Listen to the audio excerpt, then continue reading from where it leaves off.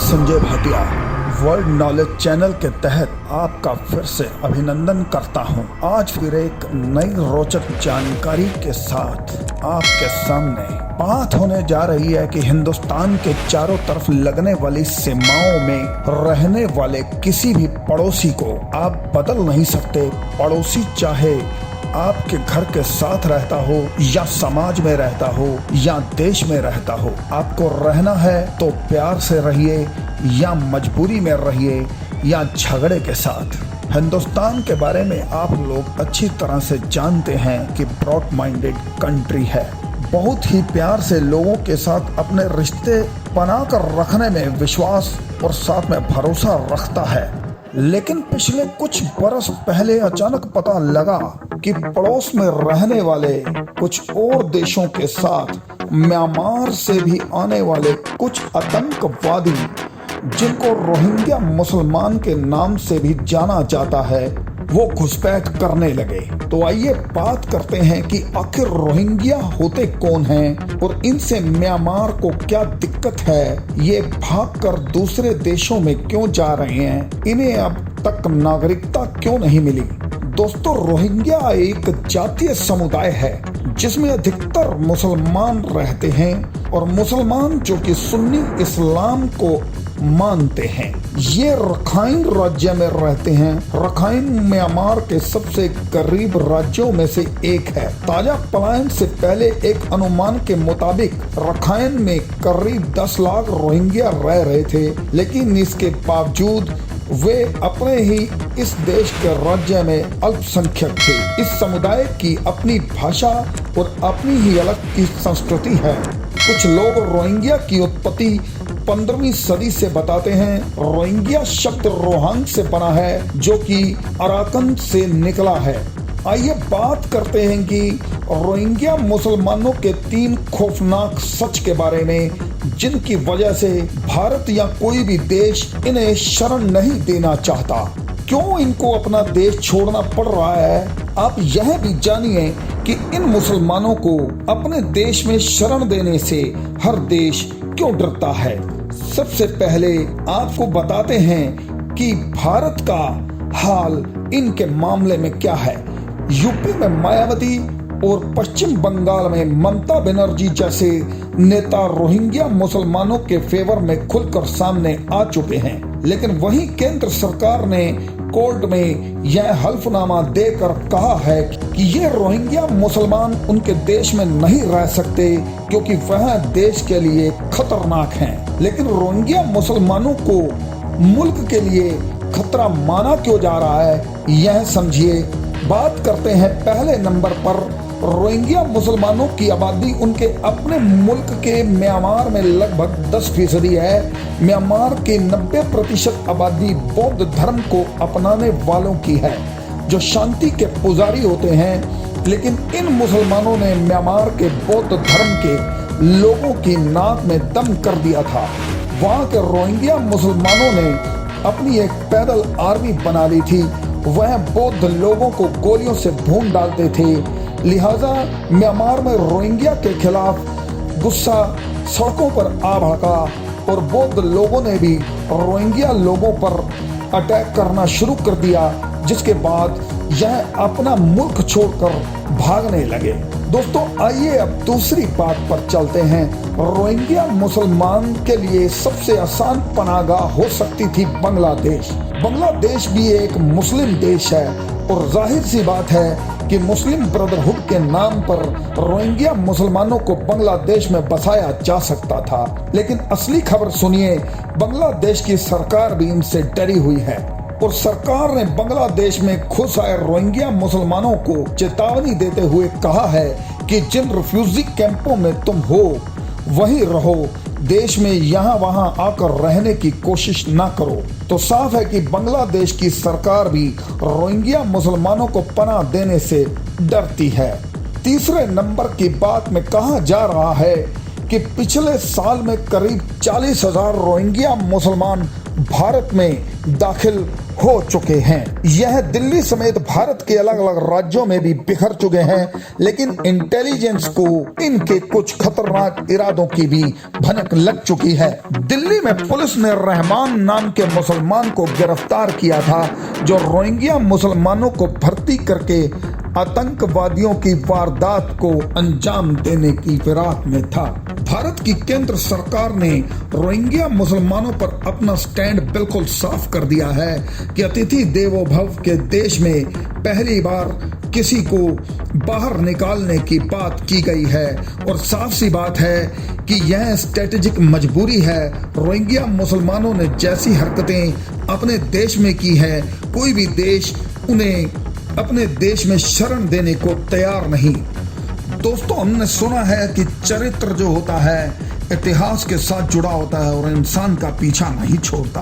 बिल्कुल वैसा ही यहाँ देखने में मिल रहा है। वह किसी अनजाने देश का साथ लेकर और खुफिया एजेंसियों के तहत हथियारों की ट्रेनिंग लेने के बाद हिंदुस्तान के सीमावर्ती इलाकों के अंदर घुसकर लोगों को मारकर दहशत डालकर वाहन लूटकर वापस चले जाते थे। बहुत समझाने के बाद भी सरकार इनके साथ यानी कि म्यांमार के साथ कई बार बात की और उनको बोला कि आपके यहाँ से इस प्रकार की दिक्कत आ रही है। ऐसा कुछ भी होने या म्यांमार की गवर्नमेंट के उसमें शामिल होने से म्यांमार ने बिल्कुल इनकार कर दिया। उसने बोला कि हमारे आपके साथ रिश्ते बहुत अच्छे हैं और हम एक अच्छे पड़ोसी की तरह आपके साथ रहना चाहते हैं, मगर हिंदुस्तान की खुफिया एजेंसियों और विदेश मंत्रालय के तहत की गई आपस में आदान प्रदान और सूचनाओं और बातों के तहत यह सामने आया कि सच में इन लोगों के साथ म्यांमार की सरकार का किसी प्रकार का कोई भी संबंध उस समय पर नहीं था। तो यह समझ आ रहा था कि म्यांमार में कुछ आतंकवादी आते हैं और मार काट करके आसपास के एरिया में छिप जाते हैं, लेकिन वहाँ हिंदुस्तान में होते तो अब तक उनका राम नाम सत्य कर दिया जा चुका होता। अब म्यांमार की सरकार कह रही है मेरे नहीं है, तो हमारी सरकार ने सीधी बात की आपके नहीं है तो आप हमारे साथ मिल जाइए, क्योंकि आतंकवादियों का कोई भी दीन धर्म नहीं होता, इंसानियत के दुश्मन होते हैं। यानी कि दुनिया का सबसे बड़ा धर्म इंसानियत होता है, और मेरे यहाँ रह रहे यानी कि हिंदुस्तान में या आपके यहाँ रह रहे लोग आतंक में मारे जाएंगे। आपस में बातचीत होने के बाद म्यांमार ने हिंदुस्तान की खुफिया एजेंसियों और हिंदुस्तान की सेना को अंदर तक आने के लिए इजाजत दी और आतंकवादियों के खिलाफ एक खुला ऑपरेशन करने के लिए हाँ भर दी। हिंदुस्तान की सरजमी पर जाकर म्यांमार को साथ लेकर उसके सैनिकों के साथ मिलकर हिंदुस्तान की सेना के द्वारा धावा बोलते ही वहां पर छिपे हुए कई आतंकवादी जो कई बार हिंदुस्तान के सीमावर्ती इलाकों में चुपचाप रात को घटनाओं को अंजाम देकर भाग जाते थे, वह भारी असला और बारूद के साथ सेना के सामने जब आए तो उनको नेस्तनाबूद कर दिया। अभी फिर मीडिया के अंदर आने वाले ताजा हालातों और खबरों से यह पता लगा कि पाकिस्तान की खुफिया एजेंसी ISI चाइना के साथ मिलकर रोहिंग्या के मुसलमानों को हिंदुस्तान के खिलाफ म्यांमार के अंदर ट्रेनिंग दे रही है। अब दोस्तों, पड़ोसी तो पड़ोसी ही है, तो आप भी जानते हैं भी सरकार भी सरकार ही है। अब बिल्कुल ठीक समझ रहे हैं आप, दोबारा सर्जिकल स्ट्राइक करने का वक्त आ गया है। कुछ वक्त के अंदर आपको दोबारा पाकिस्तान और चाइना समर्थित, चाहे वह नेपाल के लोलुपगंज या बांग्लादेश के साथ लगते इलाके या म्यांमार के साथ लगते हुए रोहिंग्या या किसी भी इलाके में किसी भी प्रकार की आतंकवादियों की किसी भी शरारत को खात्मा देने के लिए तैयारी करके बैठे हैं।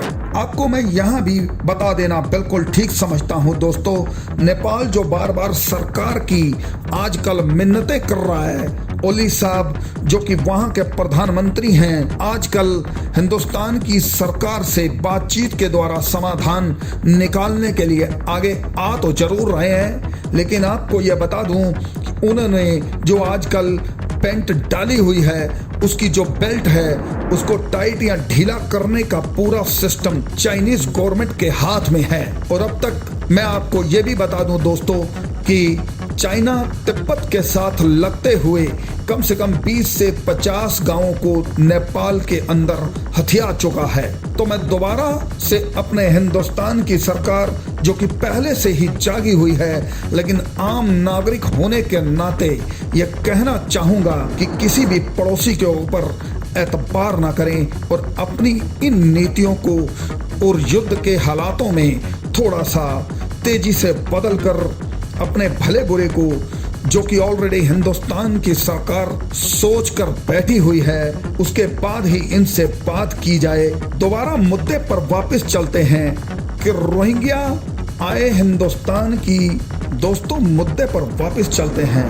हिंदुस्तान की जनसंख्या नियंत्रण की नीति जो आने वाले वक्त में जल्द ही आने वाली है, उन रोहिंग्या मुसलमानों का इनसे क्या लेन देन है? रोहिंग्या मुसलमानों की वहां की सरकार के साथ जहां वह रहते हैं उनको क्या तकलीफ है? उनकी सरकार की तरफ से हिंदुस्तान के ऊपर रोहिंग्या मुसलमानों को लेकर क्या दबाव डाला जा रहा है और हिंदुस्तान की सरकार का रोहिंग्या मुसलमानों को लेकर क्या नजरिया है?